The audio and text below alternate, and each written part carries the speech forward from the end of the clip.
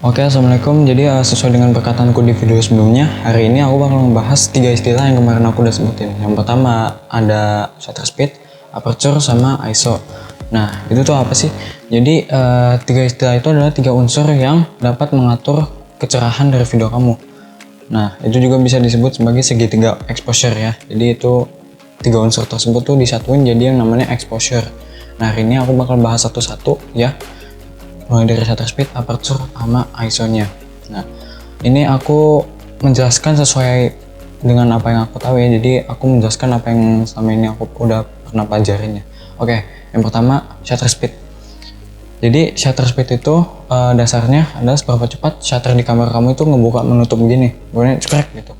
Nah, makin tinggi angka shutter speed yang kamu setting atau makin tinggi angka shutternya itu semakin rendah tingkat kecerahan dari video kamu.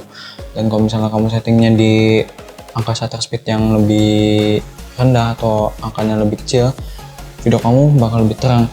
Nah, shutter speed ini juga selain mengatur terang dan gelap dari video kamu, ini juga mengatur seberapa banyak gerakan dari kamu itu yang di blur. Jadi video kamu nih nanti kalau misalnya kamu setting shutter speednya itu nanti bakal ada gerakan yang terblur gitu. Jadi kalau misalnya kalian setting shutter speed di angka yang besar, misalnya 1/60, 1/120 terus ke atas, itu gerakan yang terblur itu bakal sedikit, jadi gerakannya bakal terlihat jelas gitu. Tapi kalau misalnya kalian settingnya 1/30, 1/20 atau ke bawahnya, nah itu bakal banyak gerakan yang di blur gitu. Nah, terus gimana caranya nyimbangin antara kecerahan sama si gerakan blurnya gitu, jadi biar pas gitu. Nah, ini rumus yang banyak orang terapin dan ini aku juga terapin, yaitu caranya adalah frame rate dari video kalian itu dikali 2. Jadi frame rate dari videonya itu dikali 2 dijadiin angka shutter speednya. Jadi misalnya kalian itu rekam di angka di frame rate 24 kayak aku sekarang, ini aku rekam di 24 fps, berarti itu dikali 2, berarti shutter speed kalian itu sebaiknya 1/48. Kalau misalnya kalian rekam di 30 fps, berarti shutter speed kalian 1/60. Kalau misalnya rekam di 60 fps berarti 120 gitu. Ini ada perbandingan antara video yang pakai shutter speed tinggi sama shutter speed rendah.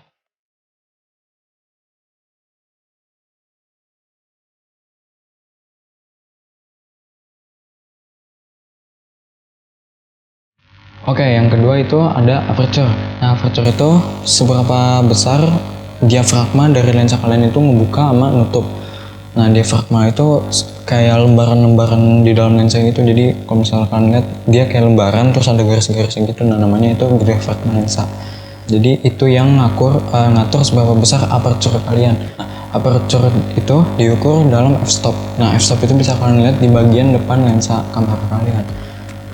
Jadi kalau misalnya kalian di depan lensa itu melihat ada angka misalnya 1,4, 2,8, 3,5 atau 5,6. Nah, itu adalah aperture dari lensa kalian. Ini contoh lensa yang gambar aperture-nya itu adalah 2,8 ya.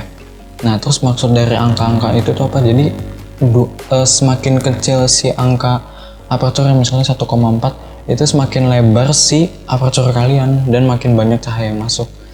Nah, terus kalau misalnya angkanya makin gede, misalnya di atas 3,5, 4 atau 5,6, nah itu makin kecil si diafragma lensa kalian dan makin sedikit cahaya yang masuk. Nah, ngaruhnya apa ke gambar kita? Nah, makin besar si diafragma lensanya itu kebuka, dia makin banyak cahaya dan bikin background dari video kita atau video kita itu agak blur.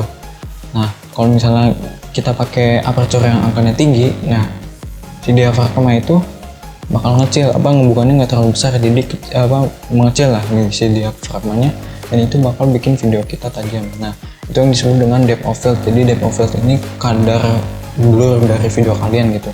Jadi kalau misalnya kalian bikin video kayak gini, terus kalian pengen bikin blur background kalian, nah kalian pakai aperture yang rendah, misalnya 2,8, 1,4 atau 1,2. Tapi kalau misalnya kalian pengen bikin video yang menunjukkan semuanya tajam, gak ada blur sama sekali, kalian pakai aperture yang tinggi gitu. Nah, ini perbandingan antara video yang menggunakan aperture tinggi dan rendah.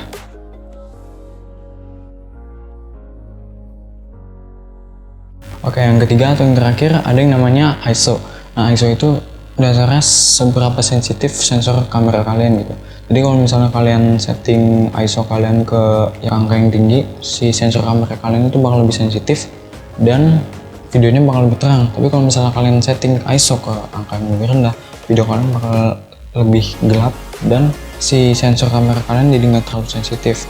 Nah, ini perlu diperhatiin bahwa ISO itu dia yang mempengaruhi video kalian, adanya noise atau enggak noise itu kayak titik-titik jelek itu. Kalau misalnya kalian pernah nonton film nonton TV yang sinyal lagi jelek itu kan kayak ada titik-titik gitu ya, mirip-mirip gitu, tapi nggak sampai segitu sih ya. Inilah noise lah, jelek kan kalau video kalian ada beginiannya.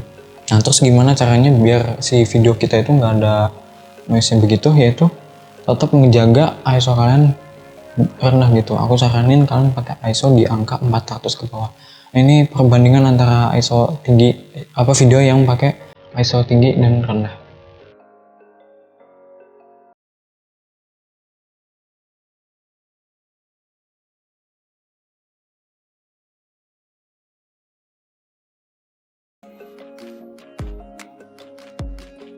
Kelihatan lebih bagus kan yang rendah itu. Jadi kesimpulannya si ISO walaupun dia settingnya tinggi emang bakal terang video kita, tapi dia bakal ada noise. Tapi kalau misalnya kita settingnya rendah, si video kita emang agak gelap tapi noise-nya sedikit atau bahkan nggak kelihatan. Nah, gimana caranya biar bisa bikin video atau shoot yang bagus, yang gak ada noise-nya, yang jernih, yang bagus lah intinya, yaitu diseimbangin 3 faktor yang tadi udah aku sebutin ini. Dijadikanlah si segitiga exposure ini kalian harus seimbangin. Shutter speednya tadi diatur pakai rumus yang tadi, aperture-nya diubah-ubah sesuai selera kalian gitu. Kalau untuk aperture aku nggak terlalu nggak terlalu nyaranin harusnya berapa karena ya emang ini tergantung kalian. Dan ISO ini tetap rendah. Nah, aperture itu juga bakal membantu video kalian kalau misalnya gelap. Jadi kalau misalnya ISO kalian rendah nih, terus aperture-nya kalian pakai yang tinggi, nah itu bakal membantu video kalian biar tetap terang gitu. Nah, sekarang giliran kalian yang eksperimen sendiri sama settingan kamera kalian. Ingat ya, setiap kamera itu beda-beda, ada kelemahannya sendiri, ada yang kelebihannya sendiri.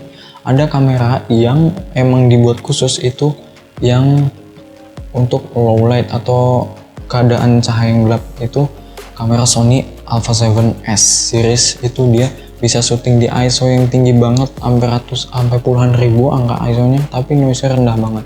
Oke, untuk video sekarang sekian dulu. Thank you for watching this video. See you in the next video. Assalamualaikum. Dadah.